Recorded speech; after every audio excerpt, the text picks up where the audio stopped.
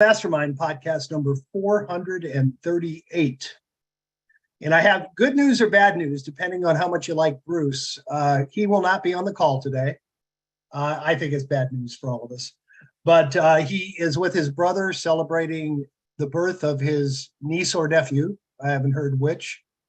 But niece. Okay, good. Celebrating the birth of his niece. But Tim and I will hold down the fort. And we, as always, we have our coaches, Ken, Kelly, and Cameron, who will be here. I did want to start real briefly with kind of a call to you guys to see if you can help me out a little bit. As you know, over the last 6 months, we've had this relationship with a national loan modification company, and we've sent you guys well over 100 referrals. Every time I talk to one of you, I always hear, when am I going to get my referral? And we would like to get more of them from you. If any of you know of a company in your area or anywhere that does loan modifications and or foreclosure defense nationwide, I'd love to have you put them in touch with me. I'll reach out to them and see if we can't establish a relationship with another company like the very successful one that we have. And when I was thinking about that, it also occurred to me kind of a call to action of you for each of you individually. We always tell you, go out and find a local probate attorney. Y'all in your own market, when I've been Googling, I found just thousands of loan modification and attorney foreclosure defense companies, firms, but they're mostly just local lawyers.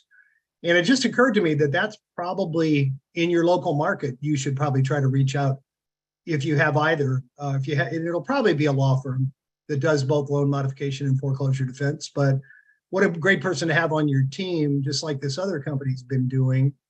They're going to get to a point where they can't stall the foreclosure anymore. They're going to get to the point where people go bad on loan modifications. So that's probably a local niche that each of you should reach out to also. And again, if you know anybody that does it nationwide, refer them to me and I'll make the contact, see if we can't get them on board. That's all I have. Tim, what do you have to start with? Well, I want to go a little further on what you just said. So that's important. And one of the things that I think you all should be real aware of here is that we are really transparent about what we're doing. We don't sit back and, say, well, we know everything and you should do it exactly like we want you to do it. And these are the only answers and all that sort of stuff. We're here. We work with you collaboratively. And most of the things that we do every day are things that are guided by the things we get from you. Our actions are guided by that. And Jim, FYI, I actually spoke briefly yesterday with a firm that's doing exactly what you're talking about. They're in multiple locations in Florida. They've got a spot in Jersey and a couple of other places. And, they're doing that. And I would say the same thing to you guys, that is, if you find an attorney in your marketplace that's focused on that, whether it's foreclosure defense, short sale, some of them list short sale and they're willing to work short sales, and if you don't find that and you find as you work with them that there are people that need to get a short sale done on their property, you need to refer that back to us as well, and we can help you get that done. Jim's wife, Pam, owns and operates one of the most successful short sale companies in the country and has been doing it for a very long period of time. But more importantly, we are enlisting you in helping us to do the thing that we do best, which is we've got a big microphone. Everybody takes our calls. If there's something that we need to get done, we can generally get it done for you. And you can focus your time on doing the things that make you money. Point us in the right direction. We'll see what we can do to help you. That's what's important to us. We want to make sure that that can happen for you and we can provide what we need based on your guidance. So don't hesitate to ask. If it's something that you think would be beneficial, not just to you, but to a lot of other people, gosh, it would be good if I had this data or I had this thing to go deal with. We'll be all over trying to help you get that done. And we certainly help that process along. Absolutely. To add, you reminded me of something I meant to mention. Back in the heyday, after the mortgage meltdown, my wife Pam was doing 30, 40 short sales a month. Recently, she's been doing one or two. Just in the last month, her business has almost doubled. I mean, it's not a huge amount, but now she's doing 3, 4, 5 a month. So there does seem to be a little bit of an uptick in short sales. And that may be a precursor of there being more foreclosures and, loan modification opportunities. So, yep, I appreciate the plug for her, and just reach out to her if you reach out to us. And I'll say the same thing that the folks I was talking to yesterday, they're actively getting back involved in doing business because of that. They had kind of laid off as well, because when payments were frozen and all the stuff that was going on with COVID, they didn't have any action, and it slowed down dramatically. It's picking back up again. And if you follow the market, that in the last 2.5 years, there have been a lot of people who've gotten financed and papered that probably aren't going to continue to be able to make those payments. And that's kind of where a lot of this is going. So we know that there's I don't say it's a tidal wave, but certainly there is a reasonable sized wave coming of people who are not going to be able to make their payments and are going to move into foreclosure. So it becomes a real important niche for us to work in. And we're doing some stuff right now, working with both a FSBO foreclosure and expired program that we're putting together as well, to kind of help you guys get some of this done. And I literally just jumped off another webinar to come here. I spent an hour on a call that has to do with downsizing and baby boomers. And a lot of this came from things that, you guys asked us about, you talked to us about, and please, engage us in conversation. We're here to help you. Michelle, I see you've had your hand up for a while, and you keep hopping in and out. I'm afraid you're driving and we'll lose you. So I'm going to call on you now and let you ask what you need to ask.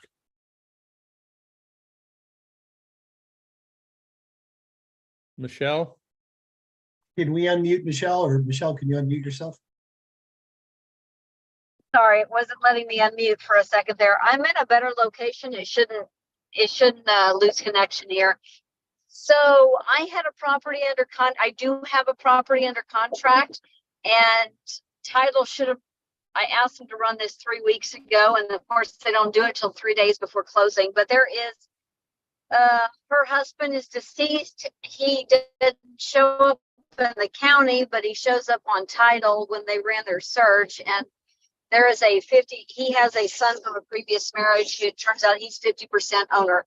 And the homeowner thought that since she raised him from the time he was 8 years old, he would just sign over the property, general warranty deed, and let her keep the proceeds. But he's not turning out to be so pleasant. I think he wants part of the proceeds.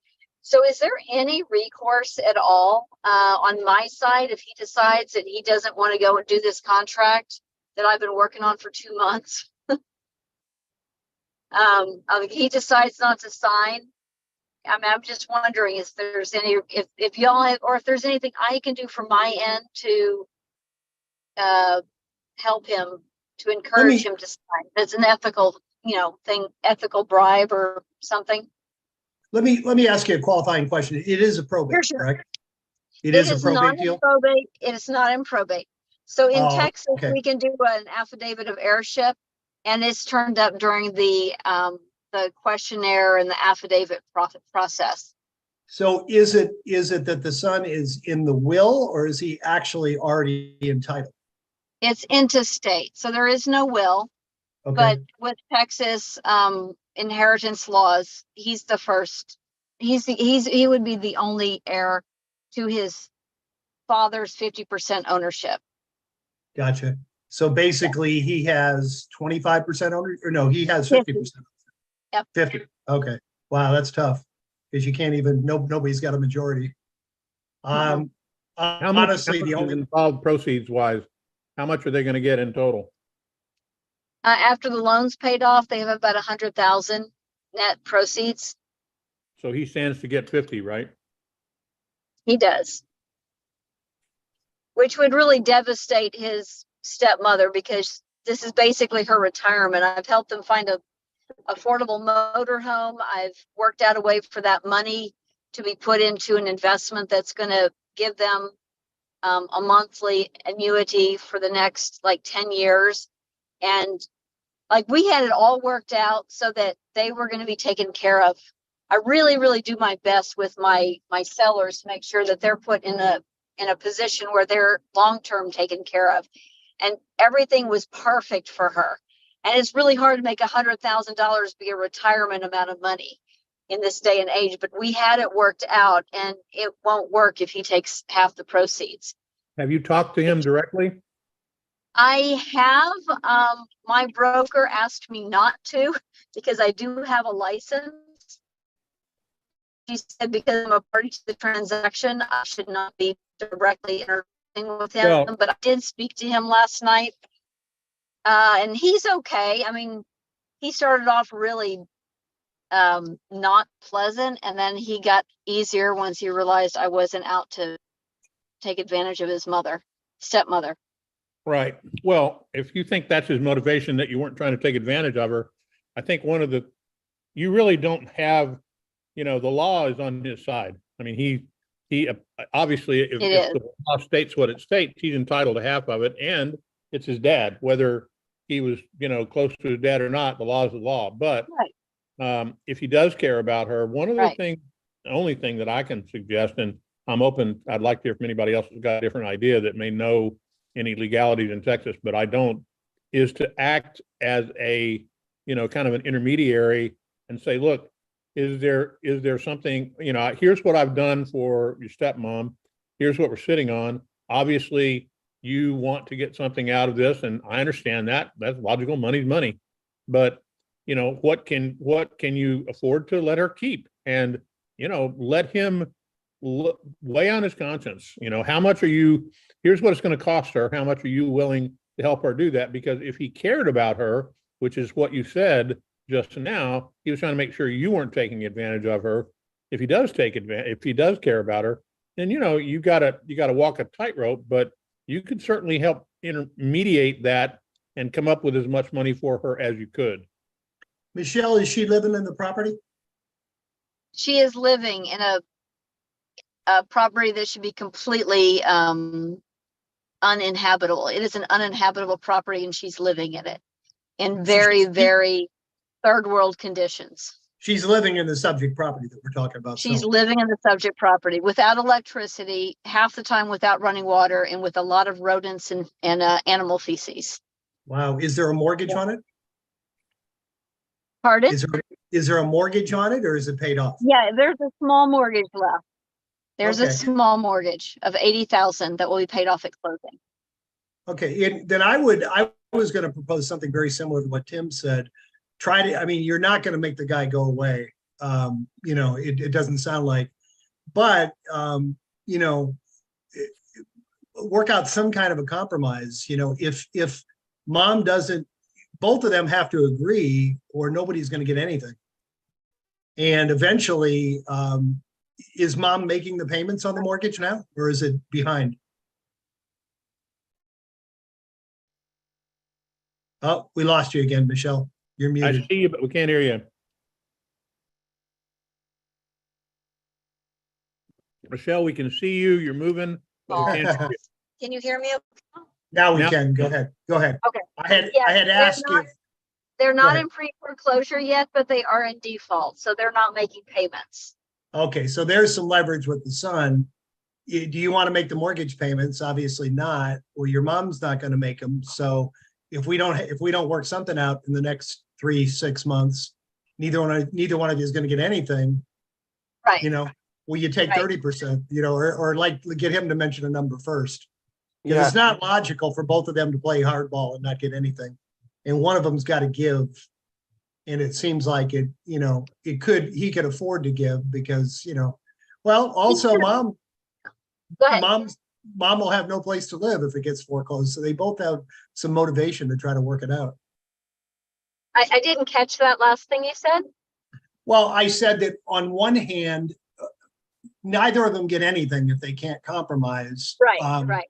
And on one hand, it seems like it should be the son to compromise, but you got to also realize that if he doesn't and mom doesn't, she's going to end up homeless, So unfortunately, she's probably in a worse situation than he is. That's a tough one. get a good family counselor. But I would just try, if it was me, I'd probably start by appealing to the son to take less.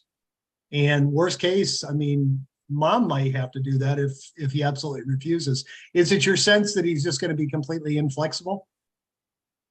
I don't know. He said a few things that had some yellowish red flags. On the one hand, his conversation started out like, I want to protect my mom. And then he said, so I told her, well, you could always sign a general warranty deed and we could have it prepared and then you sign the property and she gets the proceeds. He goes, well, she told me that, but we need to have a discussion about that, her and him. So I think he wants some money. I'm pretty sure he wants some money. Oh, so you don't know for sure. He's not said that at all, right? No, he hasn't said that in so many words. He's waiting for me to send the contract. So you have a buyer in hand, is that right? No, I am the buyer. Oh, you're the buyer. I got it. Sorry, I missed that. I'd be buying it and flipping it myself. And there's a good profit to be made, but I have to take that house down to the studs. I understand. So yeah. So I mean, he's going to look at the amount I'm offering to her and think that I'm lowballing it. Well, why would that be? If the house is as you described it, why would he think that? Because he hasn't stepped foot in the house in 20 years. He's heard that it's in poor condition, but until you walk in and you smell how bad that house is and you see the rats running around and the dog poop everywhere, the ARV should be around 430 and I'm buying, no, sorry. We're not adding square footage. The ARV should be 385. I'm buying it for 170. We're going to put about 120,000 of renovation into it. That's our renovation. Does he live locally? He lives about an hour away. He hasn't been to visit her in, like I said, well, I think, no, not 20 years. At least since before his father passed away, which has been like 10, 15 years. So can I ask why aren't you just submitting the offer? Because I've done some flips in the past and I made the assumption, this offer that I'm going to make is very low and they're not going to want to accept it. And I had a buddy of mine that was more experienced flipper and he's like, no, this is what the numbers are. This is what most flippers are going to offer. So just present the offer. And he basically talked me into it like that. I'm not, that this is what I need to do to make the numbers work. And I just presented it and just said, hey, this is it. And they were like, oh, is that it? And then let me talk to my husband. And then they came back and said, we'll gladly accept this offer. So rather than making these presumptions that what his response is going to be, why don't you just submit the offer and then find out exactly what he needs to walk away from the property? Well, the thing is, she's going to be left destitute if he ends up wanting 50%. So it's really not so much about me getting the deal as me making sure that she's taken care of. And then I know at the end of the day, that's not my responsibility, but I've kind of made it somewhat my responsibility. Right. But all I'm merely saying is that you're making presumptions, what he's going to want rather than just simply finding out what he needs to walk away from the deal. Okay. Right. I mean the honest truth is that we were supposed to close yesterday. We've extended the closing till next Wednesday. And I've already paid for the appraisal. And I mean, the only thing that'll happen if this falls through is I'll get my $400 of earnest money back. But I've invested a lot of time and money into this already. So I would like to see it work. But I mean, as far as making the offer, I did that 2 months ago, and then we had to renegotiate and it went $30,000 lower. But all that has been with the current lady who's living in the house, not her stepson. So you're right. Well, the landscape changes. I mean, every time you get a deal, there's a new AC that needs to be put in that you didn't realize, or there's water damage that you didn't see, when you initially walked the property. There's always new dynamics that get introduced into almost every single deal until it closes. So take it for what it is and just communicate clearly with him and to say, hey, And I would personally, I would anchor an offer. Like, here's what we're prepared to give you.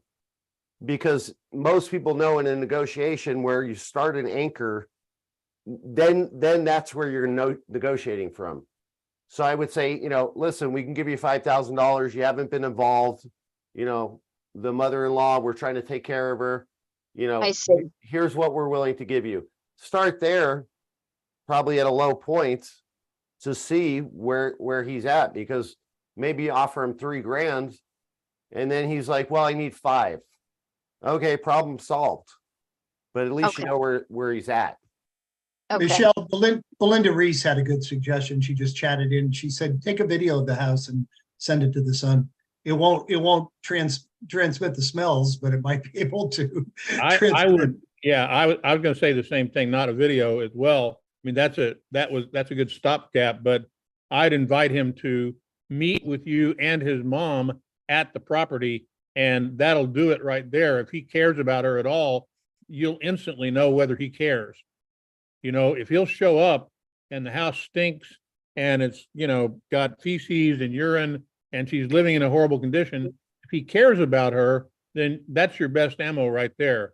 If he does, Okay. and what he said, he indicated that he did. We had a couple of other people who also made a couple of suggestions that I thought were kind of interesting. One of them was to potentially provide a contractor's estimate so that he knows you're not just fishing at the pricing that you're going to have to invest in doing this. And then a real creative approach that came out of this, just as something to keep in the back of your mind, is that you might potentially offer him, how old is his mother? How old is she?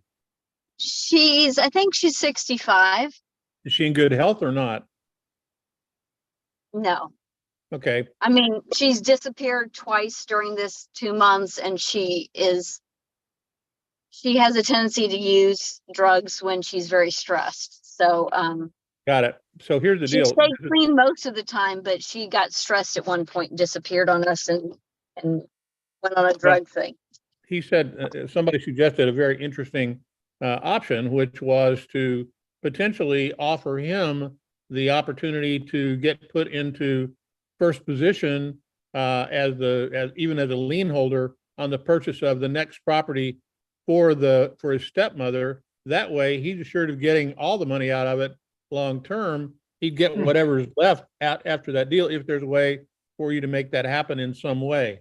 You know, there are a bunch of options here, but I'm going to say what I said before. I think your best ammo is to get this guy in that house and be as disgusted as you are about it, and see if you can go from there. And Ken made a good point. You know, you got to get something on the table so that he can say yes or no to it, or at least flesh it out. But I would do it with the smell of that house in his nose, if you can make that happen.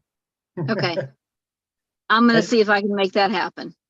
Michelle, Roger's got his hand up. I don't know if Roger wanted to offer a suggestion or if it's unrelated. The last thing I was going to say, and I'm sure you'll take this the way it's meant. I hear, and credit to you, I hear you saying you care less about getting a deal than not leaving her destitute, which is, I mean, it sounds like you're coming from, yeah, you want the deal, but you don't want to leave the mom with nothing. And you say she'll be destitute if she only gets half. I mean, it's kind of obvious she'll be more destitute if she doesn't get anything. So Exactly. Yes, so that's true. you don't That's true. overrepresent your client to her detriment. Sometimes people tend to. Right. So just some Okay. advice. Yeah. All right. I pulled over so I can make notes. I appreciate all of the input, because you gave me a few things talking points that I hadn't thought to bring up. So this is good. I did even tell him that they're 20,000 behind on their mortgage. Yeah, and literally. Can you hear me? Yeah, Roger. Can you hear me? Marjorie, do you want to talk about this deal? Yes. Go ahead, buddy. Number one, the granddaddy of all buyer probate agents is on this call, and that's David Pannell. He may have some input, and I'd love to hear what he has to say. My suggestion from my perspective is you keep telling them what it's going to cost to fix the thing, and that's going to be at my cost. You're talking about yourself. My suggestion is don't talk about yourself. Spend $400, get both of them in the same room and have a conversation. Yes, the son is going to want to get some money out of this because he's entitled to it. Number two, she wants some money out of this, or she wants a place to live. And all you're talking about is how much it's going to cost to fix this thing. My suggestion is get their permission in advance to pay for a bona fide certified real estate appraiser to give you a value instead of you guessing this is what I think it'll sell for. All of a sudden you remove the hesitancy of the son that you're getting his portion that he wants. He's suspicious of you because you are buying it. And he's thinking that you're getting some of the money that he wants. But if you get a third party not involved in the transaction, which you are, then I would say get an appraiser, pay him $400. At least in my market, that's what a private appraisal may be able to get, $400 to $500. Twice that here. It's twice that here. And get him to come in and say, this is what the property is worth at this point. You resolve the question of, okay, you get 50% of this, and that may not be the case after you get both of them in there, and you just be the ombudsman between the two in order to move the transaction forward. That's number one. If foreclosure is involved in this situation, you also need to bring up the issue of stopping the foreclosure. The only way that I know to stop a foreclosure is filing bankruptcy, and then it becomes an issue of bankruptcy. Is this property in probate at the moment? No. We think we can avoid probate. There's enough people to sign the affidavit, the heirship affidavit. If it's a $300,000, if it's a fixed $300,000 and you're $100,000 on that in Arkansas, that would probably be forced into probate. But nonetheless, it's a situation of you have to remove yourself from suspicion of the son from you're taking my money because you're buying it too cheap, and that's where he's coming from. And you get an appraiser to give you an as is. Consider and give him the option, throw it into bankruptcy to stop the foreclosure. And that's going to take a little bit longer, and you'll have to get attorney's fees involved with all of that. And it will stop the foreclosure process, but you're running a race now with the county and or the bank and the foreclosure process. There's my suggestion on it. David, have you got anything that you want to add on it? Because I think that he's the grandfather of buying properties from individuals in a distressed situation. You have any questions of me? I'm done. Roger, if I could jump in there, just an add on to what you said that wouldn't cost anything. In addition to, or instead of an appraisal, you could have her contractor come in and give a contractor's estimate of what it would be required to fix the house. Most contractors, if they think they're going to get some business, would probably do that for free. So, suggestion, instead of or in addition to the appraisal. David, you're unmuted. Yeah, David. Right, bud. I appreciate the good word. Man, we just got to remember the perspective of all these people, what they're going through. If this son is, you said drugs are in use if she's depressed or stressed, so he knows of that as well, if you know of it. So that has to be on his mind if his mom's about to inherit $100,000. It could be the house, it could be the price that you're buying it for, it could be the situation that you're going to put her in, and not, if she's going to run crazy with $100,000 on drugs after you get the house sold. But we got to meet these people. We got to meet these people where they are in their mind. And right. It's not email, it's not text messaging, it's maybe not calling the guys. Hey, you have 15 minutes to meet me. And if you don't like me, if you don't want me to buy the house, I'll back off. But at least meet me and let's talk about what you're thinking so that I know what to do. I'm just a buyer. I could buy this house. I could buy the next 10 homes. It doesn't matter to me to buy this house. I have no connection to it. I just got involved. And if you want me to help you, I can. Your house is in foreclosure.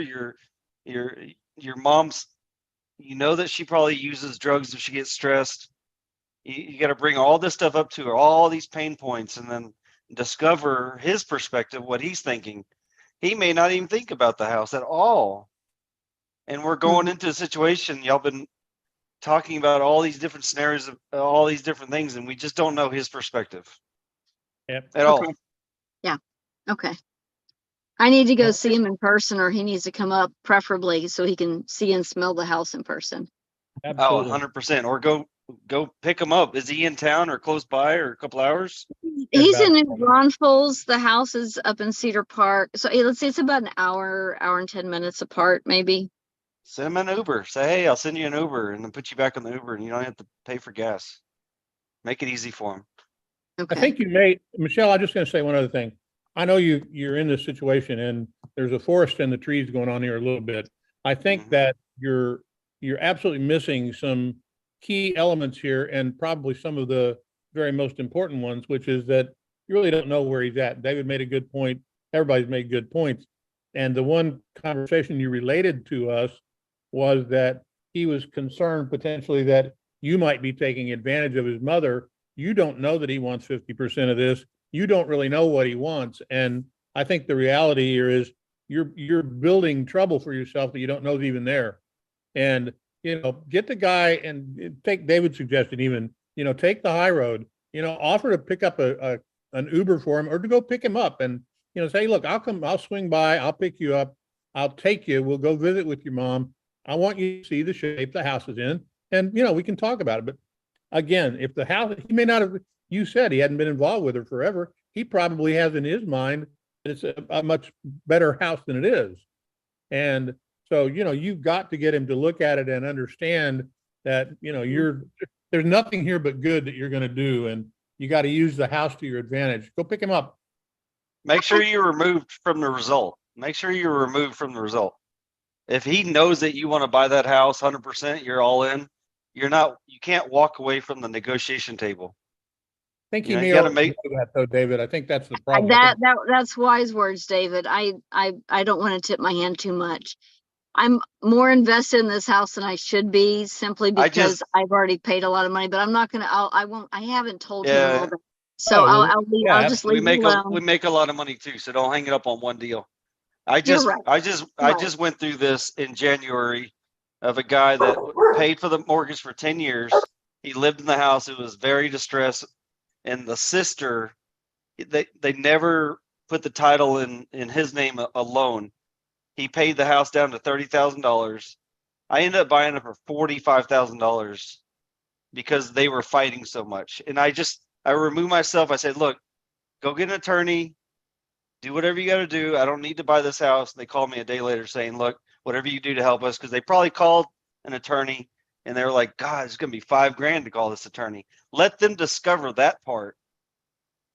Even say, look, I got 3 attorneys, 3 inspectors, call one of them and get some kind of perspective on pricing. And then if it doesn't work, call me back. Being removed from the result is going to help you a lot. Great suggestions all the way around. Got it. All right. Thanks. Great. All right. Great. Thank you very much. Super, super. Hey, Roger, I see your hand is back up again. Is there something else you want to say, bud?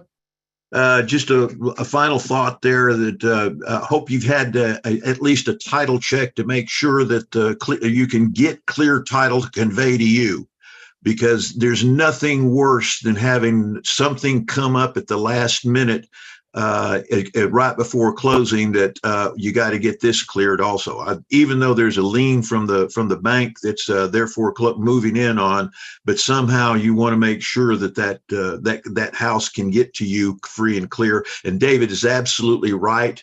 remove yourself in the conversation. All of a sudden you take something away from them and they start discovering what they do. Give them the phone numbers to call the people and go and move on from there. Thank you very much. If you got any questions, don't hesitate. I'm done. Thanks, Bud. Yeah. That was a good one. Go ahead, Yeah. Ken. Well, and I think that's very, very good. If you get emotionally attached and you're not in flow and you can't clearly find out what the son wants or what the mother-in-law wants. But if you're detached, like David said, then you can hear what they're saying, because you seem to be very heavily weighted on the mother-in-law, getting her everything you promised her. But like, hey, that's before we knew this. So bring everybody together and negotiate it out. But anyway, on another topic, if we're ready to move on, I just got a mobile home listing, and I'm looking to potentially buy it myself. And the land has been transferred to the person who passed away. So I have the executor, we have the listing agreement signed, but the actual mobile home was not transferred. So I have certificates of sale and ownership, but the land was transferred from that person to the deceased, but the mobile home wasn't transferred. Hopefully that makes sense. So we tracked down the lady that owned the land and the mobile home. She is also since deceased. So I'm trying to figure out where I go from there. I have one of her heirs, so I don't know if they have the ability to transfer the ownership of the mobile home, or somebody else, an investor friend of mine suggested What state are you in, Ken? Nevada. In Texas, you could file a certificate with the state of Texas with that document, the certification of the sale of the mobile home, and they will transfer the name for us in Texas. Okay, what is that called? So it's the Mobile Home Association of Texas. Okay. I did that last year on a mobile home, and it took 3 weeks to do it, and $80 or something like that. All you Okay. do is file that you're buying this mobile home. You have proof of the contract. There has to be some kind of association in your state that does that. Okay. And you could go to any mobile home dealer in the area and ask them who they go through to register the mobile home to the new owner. Good. It's like a vehicle. It's like the department. Yeah, it's the Department of Mobile Homes Association, Texas, something like that. David, I'm just going to say, Thank you. I ran into a situation, it wasn't me, but somebody I know ran into a situation like that in Florida years ago. And Yeah. it was like 2 generations removed from the owner of the mobile home. But you're right, it's a car title. They were able to, in Florida, were able to resolve it through the local DMV, just to show proof that the past 2 heirs are deceased and nobody else has a claim to it. And they were able to get a new title made out to them. So I'd look at both of those. Yeah. And the title company needs to accept it. So you need to make sure that if you guys work with the title company, they accept it. It took us, it took about 3 months to get the actually thing closed, but it took us 3 weeks to get the certification sent to the title company. Okay, and that's what I was thinking. I mean, since the previous owner is deceased also, I mean, it's not like she can possibly have a claim. I mean, maybe we might have to get a death certificate possibly to transfer the title, maybe not. But it seems obvious she sold the land, so it seems obvious that the trailer would be, Go back to the original title company that sold the land too, and they've issued a title policy of some sort. That's what we did too. We went back to the original title company in Azle, Texas, and they had the documents of the sale still. So right, because it might have just not ever got. They weren't filed. Yeah, right, it was never filed. I didn't know all this either before, so it's good. Yeah, well, that's why we're here. But my right? assignment tripled in the process of doing this because I lost 2 buyers, and then the value, it was an acre of land with a mobile home, and my assignment tripled in the process of doing this, so I was happy. All right. Looks like Roger has some input on this also. Roger's got his hand up, or is that left over? Maybe Well, he maybe just never put it down. Okay, I thought that was maybe left over from There- this last comment. Did you have In a new Arkansas, comment, Patrick?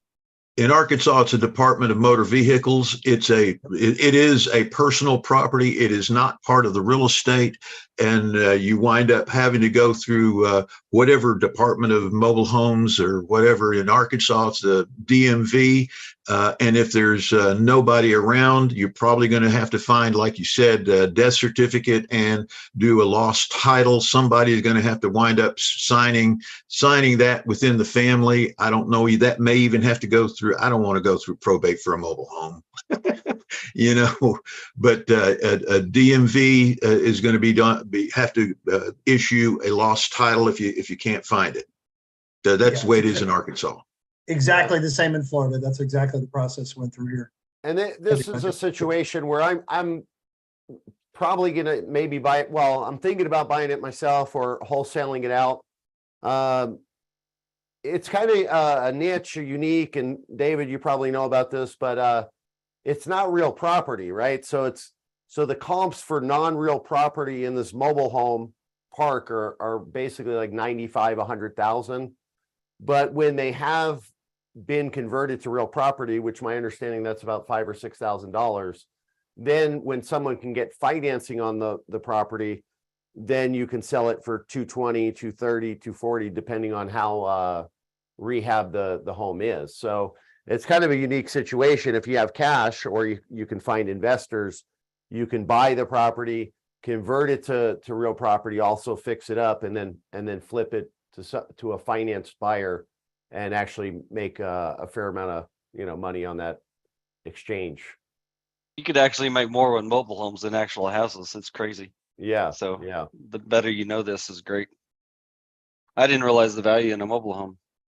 Yeah, I mean, if you can find something that hasn't been converted, Yeah. and essentially you're telling the seller, honestly, this cannot be financed.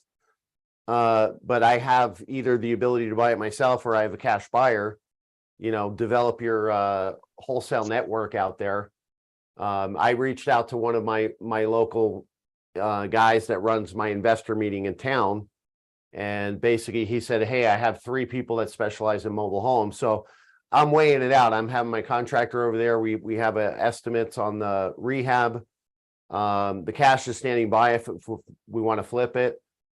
But my buddy's saying it could get broken into, it could be vandalized, it could be a lot of hassle because of the neighborhood. So it might just be worth my time just to wholesale it out, make my 5 or 10,000, and just move on to a better fishing hole. Yep. Anybody else have experience in your local marketplace with mobile homes? I mean, it's changing. That scenario is changing dramatically in Florida, and a lot of it is having to do with the over 55 community here. The line between a mobile home and manufactured housing is pretty blurry here in Florida. Manufactured housing tends to be always real property, and mobile homes tend to be mobile homes, and that line is beginning to blur. What about in the other markets? Anybody? David, what are you seeing? For mobile homes here, Yeah. We get them randomly, and I'm actually working on one right now that when you convert to real property, it looks like it just needs to has a foundation here in Texas. So a lot of these mobile homes just they're propped up on they just drop them off on some steel or something, but you have to actually put a foundation on them to make them real property here in Texas. Yeah. So yeah, and I think a quick Google search, you can find the forms. I already have the form to convert it to real property. Yep. And like I said, my understanding is about $5,000-6,000, so it's relatively affordable for the profit that you can potentially make. Again, when you sell to the end user who's using financing. yeah, For sure. they're going for about 220 here, so you're about right on value with a half an acre land. That's crazy. Who would ever spend that? I'm amazed on prices. I'm just floored on houses too. David Bell, I see your hand is up there. You want to unmute?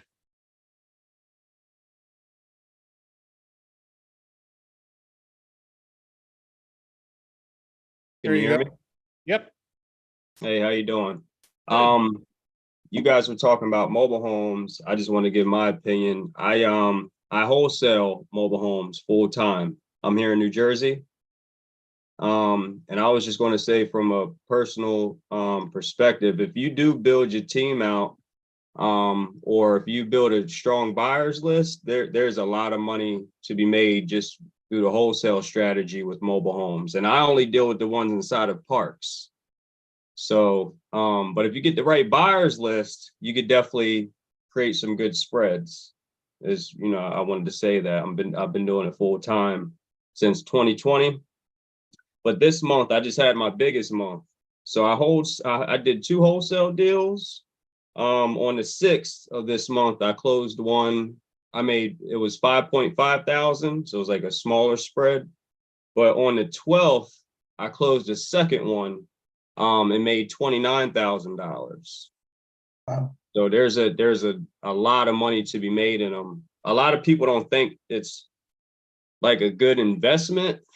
I think because they look at most mobile homes as like a depreciating asset, and they think it, like movie 8 Mile, they think it's like just trailer trash.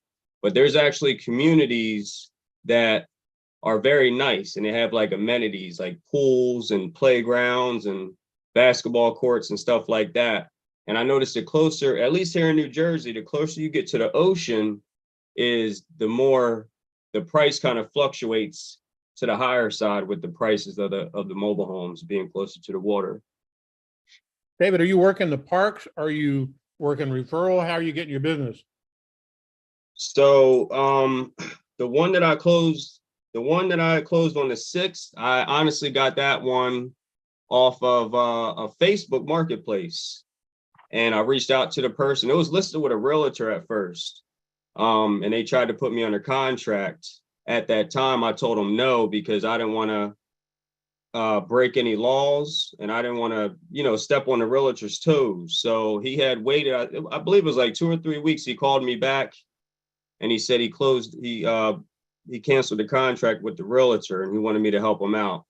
So I got the first deal from a Facebook marketplace listing. And then the one I closed on the 12th, that was driving for dollars. I was just driving around the mobile home park, and I came across a for sale sign. And it took me forever to reach the person. I had to keep calling and calling and calling. And I would shoot text messages for I would say probably a week and a half. I would do it every other day or every 3 days. And then the person finally answered the phone, and they explained they were in the hospital and they lived out of state. And they just wanted to get rid of the mobile home. So when I was on the phone with the seller, I asked him, I said, "How much do you want?" He said $2,000. And I was like, "You mean like 2000?" He was like, "Yeah." I said, "Well, I can maybe get you more." And then he was like, "No." He was like, "Listen, you're not listening." He said, I just need you to get rid of this home. I don't want it. It's a burden. And I just want $2,000. That's it. He was like, "Whatever you sell it for, I don't care. Keep it." So that deal went pretty smooth, I would say. But the seller lived out of state, and it was his mother's home. And his mother was actually 96 years old. So I got to meet all of them. They had to come and get a couple of belongings out the house because they lived in North Carolina. And I just usually with a mobile home in a park, you can close either inside the mobile home with the seller, or you could do it at the park office. So at this particular park that I was at, we just did the whole closing inside of the office with the park manager. Cool. Yeah. That's very interesting. We haven't talked much here at all about, I see you, Jim. We haven't talked much about mobile homes. And, David pointed out, and as you're obviously demonstrating, a lot of money to be made there. And it is increasingly, like you said, the closer you get to the water, and of course in Florida, it is increasingly becoming the more affordable option, or an affordable option. People are putting mobile home parks anywhere they can find good sized piece of property, and the community will allow it. They're going in and doing some quick civil engineering, throwing in, the electric and water and sewer, and calling it good, and they can fill them up almost as they can build them down here. So definitely an interesting thing to go deal with. Yeah. Before we go too much further, And I'm good. I would invite you to come back and let's talk some more about this. Certainly, maybe next time I'd like to devote a bit more time to this because it's important. I got one other thing that we need to talk to you guys about that we've been asked for a while. As you know, we host a lot of websites and a lot of you have our probate websites. And that's something that, we're happy to do. We're proud of. You guys get a lot of good action out of that. And we're doing some things to even enhance the value of that with our new CRM that's going to be coming out, directly attach some of that stuff to it. But in addition to that, we've been asked about, certainly from the investor side and some of you who are not happy with the real estate website that you have for your general business. So we have partnered with a company called eStatic that we think has the best game in town as far as hooking up to local MLSs and pulling IDX listings down, making your website searchable and all that sort of stuff. So Eric, if you'll pop that slide up, I'll take a quick look at it. We're doing something that we're offering to try to make this work, but we're also, as I said earlier in the call, we're being really transparent about this. We're learning as we go. We want to figure out how challenging this is to do, not challenging it is to do, how much time is going to be involved in customizing it.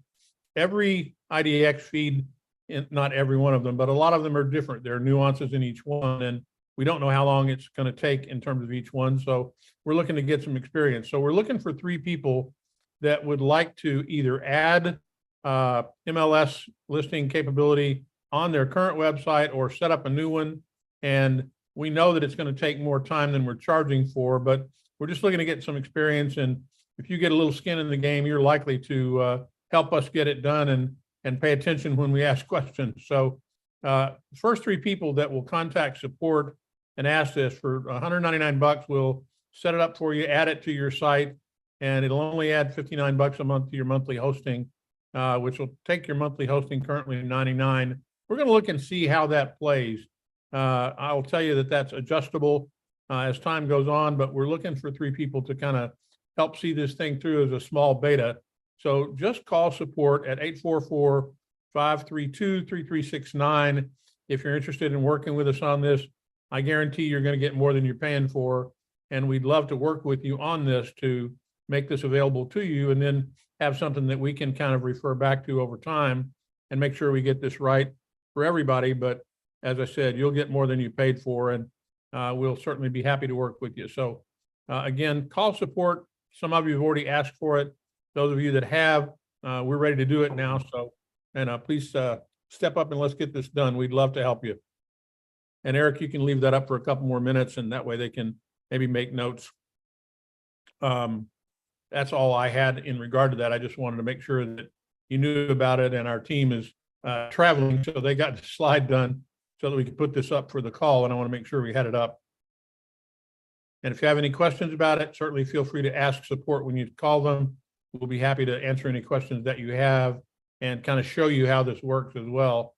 And it's a really solid approach to doing it. It is a WordPress website. You have the ability to edit, do whatever you want to with it, just like all of our sites are, but we'll certainly be willing to help you do that and do the work for you. So if you need an awesome regular real estate site, we've got you covered now. Okay, Eric, you can take that back down if you would, and anybody that needs to see it, again, just contact support. Anybody else have any other questions? I don't see any hands in the air. I've been monitoring the Facebook as well, and we've not gotten anything popped in there that we didn't kind of already answer. So that's been good. Anybody else? Yeah, I want to just add to what both the Davids are saying. I mean, there's so much, even though regular listings have contracted, right? We have low inventory, supposedly. Well, which is true. I mean, obviously that's true, but in probate, I mean, it's the greatest wealth transfer that's ever happening, right? You have all these baby boomers that are getting to this age where they're passing away. They own a massive amount of real estate, and essentially, like through probate, you have this deal flow, and it just keeps coming to you. And the thing is, we get attached to these deals, but I just say, find a great lead source like Probate Leads get yourself in between these deals and then decide if you're going to flip them, if you're going to wholesale them, or if you're just going to list them on the resale market. But get yourself in the flow of these deals that are coming, and there's a tremendous opportunity. I mean, but I have, 4, 5, 6 deals going on at any given time, so I'm not too attached to any outcome, like David was saying, but you gotta see volume to really get good at what you're doing, and then you can make quick decisions that are always in the best interest of your clients, but also yourself. But that comes from repetition. Like David, obviously the guy's super smooth. Why? Because he's been in the middle of so many transactions, it just becomes easy. That's what he's known as, Super Smooth Dave, right, Dave? Well, the guy's, he's excellent. You can tell. For sure he is. Shane, I saw you pop your hand up there. Roger, I'll get to you before we go, but go ahead, Shane. Hey, Tim, how are you? Good, man. On the MLS, I was curious, is that regional or is it a nationwide thing where they pop in a zip code, or what's that going to look like? Do you have an answer on that? Yeah, it's attaching to your local board. Okay. It's your local board search. It's basically giving you your localized local board, whatever your board covers, whatever your board makes available, that's what this does. And there are nuances in every one of them, but generally speaking, it's whatever your board of realtors provides as far as their searchability, their MLS, and whatever territory they cover. Okay. All right. Thank you. Yeah, no problem. Roger, I see you got your hand up. We're right at 2. Go ahead and you can kind of finish us out here, man. I'm working on getting myself into the position for trust departments, bank trust departments, and working guardianships in which someone needs full-time care that's also verging into health management organizations and nursing homes and stuff like that. I think the easy way is making contacts with trust departments and the trust attorneys that will make recommendations. I've gotten 2 so far this year, and I think it's a path that we have not really taken made attention to. That's not in probate, but it is a need that I can help satisfy. I'll let you know as I develop a little bit more on it. Cool, man. Yeah, keep us posted for sure. That's great. That's awesome. Jimmy, we are at the top of the hour. Are you still here? I am here. David, you raised your hand again, or is it still up from before? Oh, sorry, Dave. Go ahead. Go. Oops. Try again. I would, yeah, there you go. I would just say be willing to make mistakes. I have a video. You guys could go watch. It's a high production thing for a listing, but I wore the cowboy hat backwards, and I started getting comments about it. I'm in Texas, so I wore the cowboy hat backwards, and I was like, man, the first couple of weeks I was getting comments about it. I was like, damn, this is depressing, crazy, because I couldn't tell which side was the front of this hat because I got it from the seller. But now I have it in my drip campaign saying, don't watch this video, make fun of me because I wore the cowboy hat backwards. And I think it's it's in my probate drip too. So I get more people clicking on that link just because I said that. So just live and learn and live on your mistakes. That's what I'd say. That's great. Great. Oh, Yeah. I was thinking that whenever you're talking about the website, the only purpose, and you kill me for not, but only purpose of having a website is get these people using it.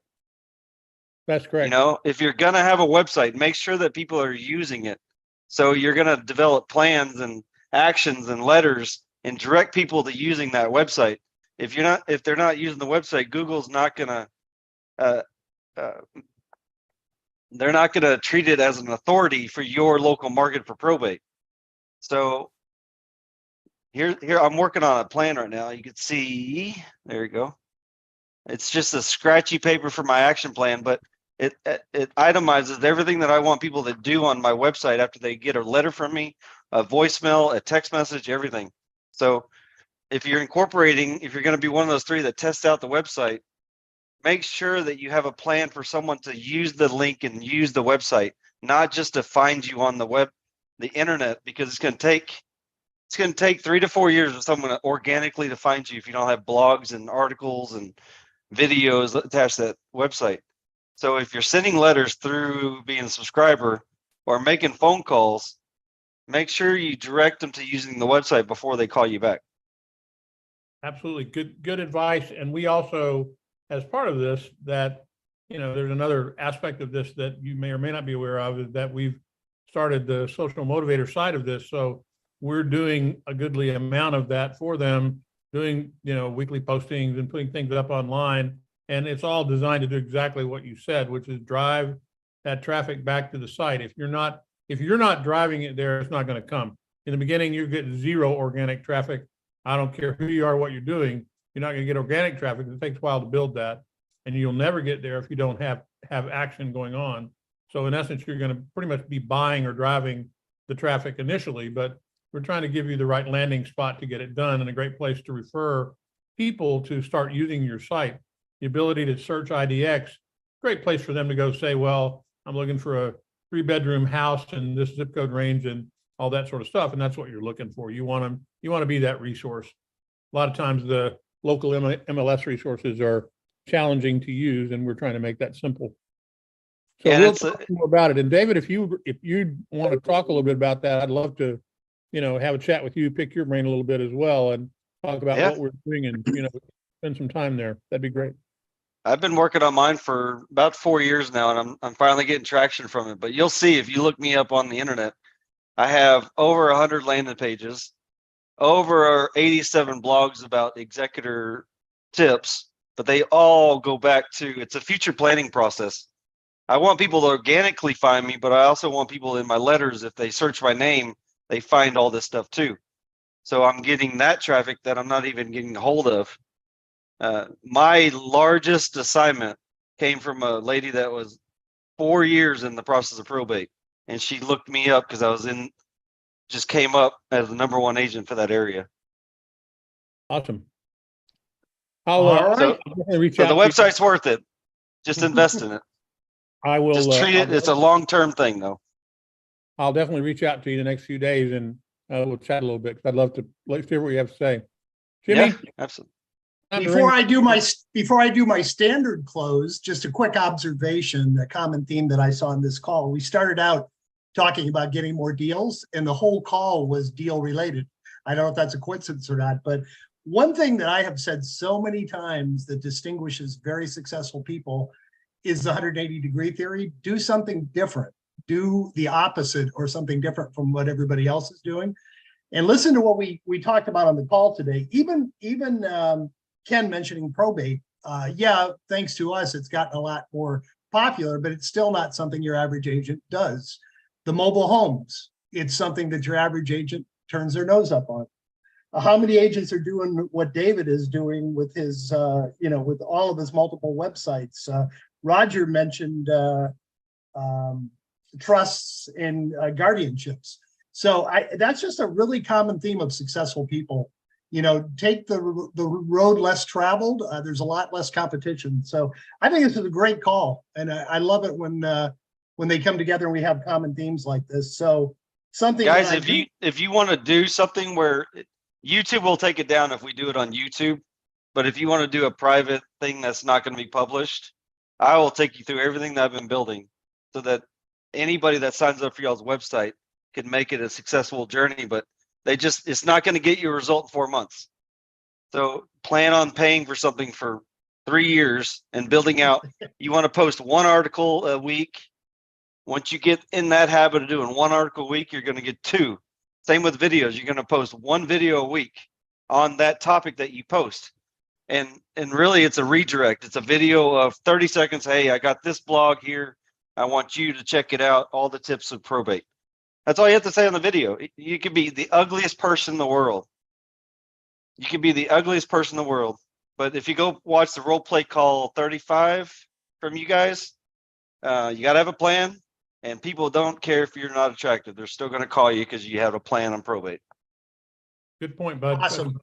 True words were never spoken. Yeah. Great call, everybody. I want to thank each and every one of you for being here. I want to thank you for staying to the end. It was a long call today. I want to challenge you, as I always do. You might have trouble just finding one, but take one awesome idea that inspired you on this call, go out and put it into practice, and please come back next Thursday and share your results with the group. Great call, everybody. Thanks for being here. Talk to you the same time next Thursday. Take care. Thank you. Bye, everybody.